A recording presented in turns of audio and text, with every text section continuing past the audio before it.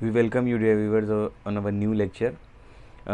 Last time हम बात कर रहे थे, हमारा टॉपिक था इलास्टिसिटी ऑफ डिमांड, जहाँ पे हमने ये जाना था कि what is the meaning of elasticity of demand और उसके साथ साथ what are the types of elasticity of demand.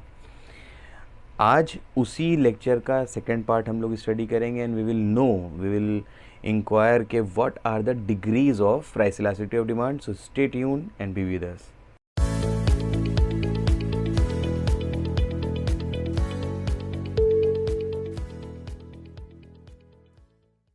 So guys, अब हम बात करते हैं what are the degrees of elasticity of demand. जैसे कि हमने ये जाना कि इलास्टिसिटी का मतलब है कि how the demand is responding to the change in the determinants. और हमने तीन तरह की इलास्टिसिटी जानी, price elasticity, income elasticity and cross elasticity. आज हम जिस चीज़ के बारे में बात करेंगे that is elasticity of price. जब हम इलास्टिसिटी ऑफ प्राइस के बारे में बात करते हैं तो इलास्टिसिटी ऑफ प्राइस में 5 डिग्रीज होती हैं, एक के बाद एक हम स्टडी करेंगे। The first is perfectly in elastic demand. You can see on the screen what is perfectly in elastic. As the name says it is perfectly in elastic. अब बात आती है जो वर्ड है परफेक्टली। एक बात ध्यान रखिएगा आप सब कि there is nothing in this word that is perfect. दुनिया की कोई भी चीज़ परफेक्ट नहीं है। थोड़ा बहुत डिफरेंस, थोड़ी बहुत कमियां, थोड़ी ज़्यादा अच्छाइयाँ एज़ कम्पेयर टू हर एक में रहती हैं। So we can only compare two different things. We can not make a label. हम किसी को लेबल नहीं दे सकते दैट यू आर परफेक्ट। दुनिया में कोई भी चीज़ परफेक्ट नहीं है। सो दिस परफेक्टली इलास्टिक और perfectly in elastic is an imaginary terms. ये अजम्पशंस हैं जो कि यूज़ होते हैं डिफरेंट थ्योरीज़ में, क्योंकि जब थ्योरी बनाई जाती है तो उसके कुछ अजम्पशंस होते हैं और उन अजम्पशंस में इसको इस्तेमाल किया जाता है। खैर, वो सारी बातें अपनी जगह, बट हमारे सिलेबस में क्या है, the first thing is perfectly in elastic demand. As the word says perfectly in elastic, the demand is perfectly in elastic. It will never respond to the change in the price. either the price is low or it is high, the demand will remain the same. You can see on the screen, यहाँ पे price चाहे जितने भी बढ़ जाएं या जितने भी घट जाएं, डिमांड में कोई भी चेंज नहीं आ सकता। Perfectly in elastic. So here EP will be equals to 0. Elasticity of price will be equals to 0.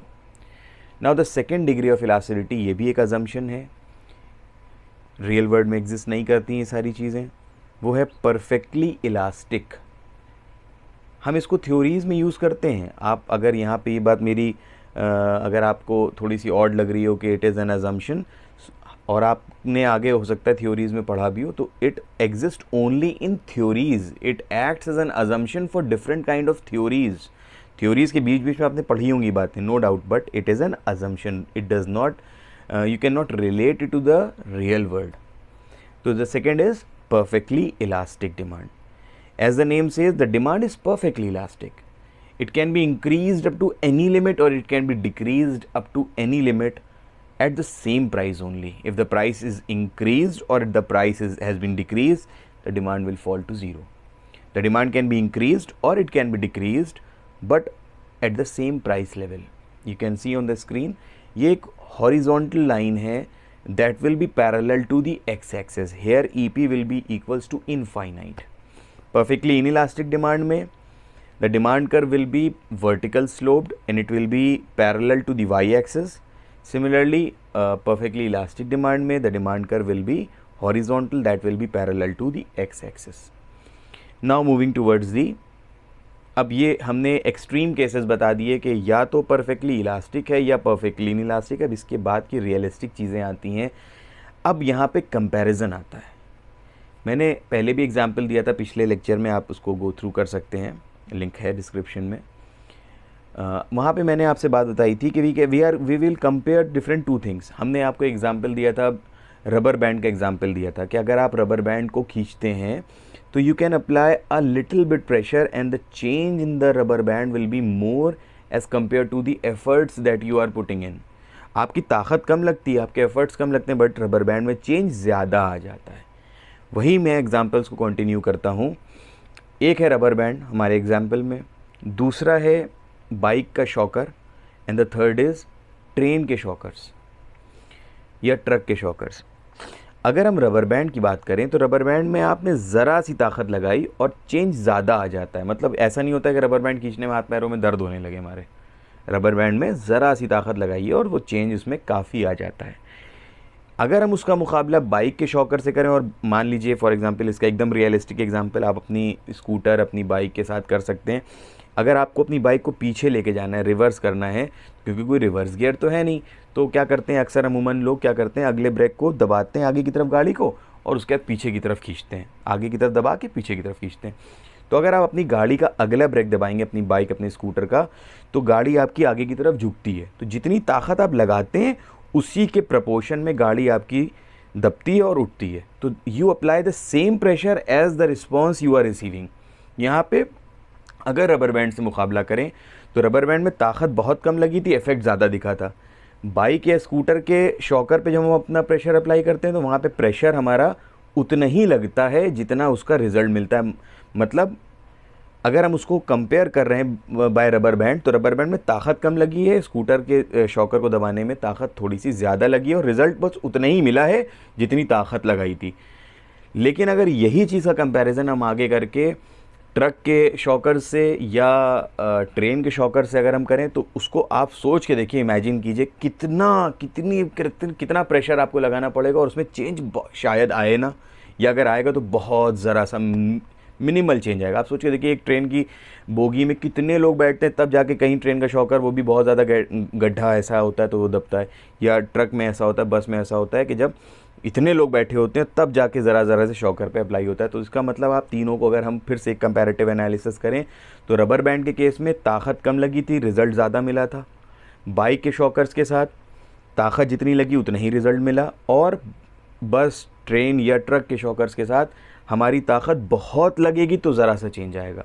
तो अगर हम इन तीनों के बीच में बात करें कि which thing is more elastic, तो हम कहेंगे rubber band is more elastic as compare to the shocker of the bikes. And सबसे ज़्यादा जो चेंजेस जिसमें आए नहीं, मिनिमल चेंज आए, वो था ट्रेन, बस या ट्रक का शॉकर।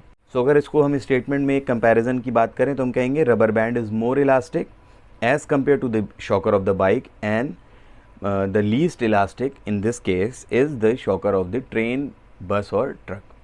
वही बात को जब हम पढ़ाई के सेंस में इस्तेमाल करते हैं तो हम कहते हैं, एक है रिलेटिवली इलास्टिक। रिलेटिवली इलास्टिक मतलब कंपैरेटिवली इलास्टिक, बाकी चीज़ों से अगर हम कंपैरिजन करें तो ये चीज़ की डिमांड इन चीज़ों के मुकाबले में ज़्यादा इलास्टिक है। ध्यान रखिएगा, जितनी ज़रूरत ज़्यादा होती जाएगी, the more you need the thing, the more you want the thing, the strong is your desire, the lesser is the elasticity. क्योंकि जितनी ज़्यादा ज़रूरत होगी हमें, हम उसका पोस्टपोनमेंट उतना कम करेंगे। हमको वो चीज़ चाहिए ही चाहिए, हम उसकी डिमांड को कम नहीं कर सकते, तो उसकी डिमांड इन इलास्टिक होगी। जितनी ज़्यादा ज़रूरत होगी उतनी ज़्यादा डिमांड इन इलास्टिक होगी, ध्यान रखिएगा। तो हमने बात की सबसे पहले रिलेटिवली इलास्टिक। दूसरों के मुकाबले जब हमने देखा तो कोई भी चीज़ जिसका प्राइस ज़रा सा चेंज हो, आप स्क्रीन पे देख सकते हैं that there is a slight change in the price, and due to the slight change in the price the increase in the demand is more। Price में चेंज ज़रा सा आ रहा है, डिमांड में चेंज ज़्यादा आ रहा है।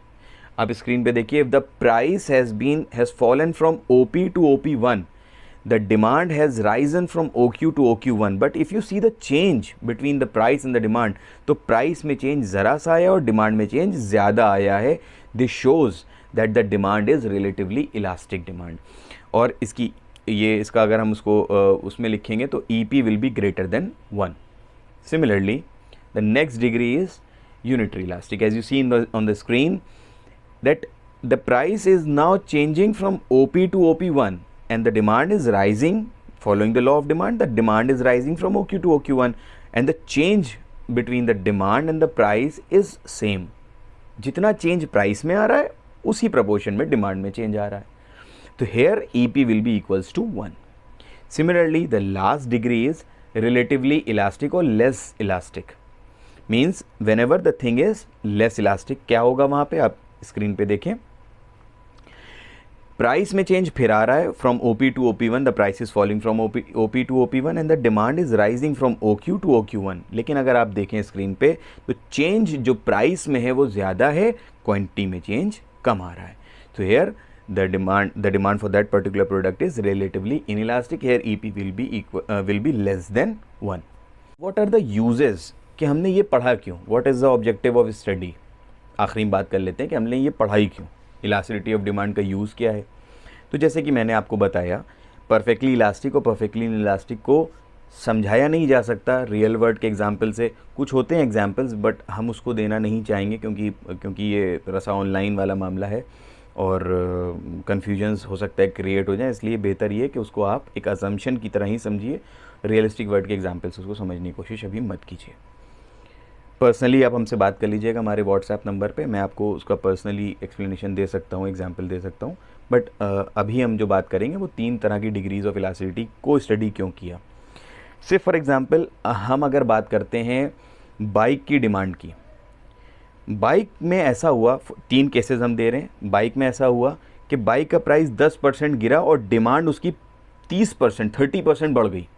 तो देखिए प्राइस में चेंज आया 10%, डिमांड में चेंज आया 30%, मतलब प्राइस से ज़्यादा रिस्पॉन्ड कर दिया डिमांड ने। इसका मतलब the demand for the bike is elastic, relatively more elastic as compare to different cases. Second case में जितना प्राइस में चेंज आया उतना ही डिमांड में चेंज आ गया बाइक की, तो डिमांड क्या हो गई बाइक की, elastic, unitary elastic. And the third case is कि प्राइस में चेंज बहुत आया, फॉर एग्जांपल 40% चेंज आया तो डिमांड में 10% चेंज आया, तो demand is responding as comparatively lesser in as compare to the earlier cases. यहाँ पे डिमांड में चेंज कम आया तो डिमांड बाइक की यहाँ पे क्या हो गई, रिलेटिवली इनइलास्टिक। उम्मीद करते हैं कि डिग्रीज़ ऑफ इलास्टिसिटी आपकी समझ में आ गया होगा और इसके डिफरेंट टाइप्स, और इसको हमने क्यों पढ़ने की कोशिश करी, इसका what is a real connection with the real life. अगर कोई दिक्कत आती है तो feel free to contact me और हम आपकी मदद करने की पूरी कोशिश करेंगे।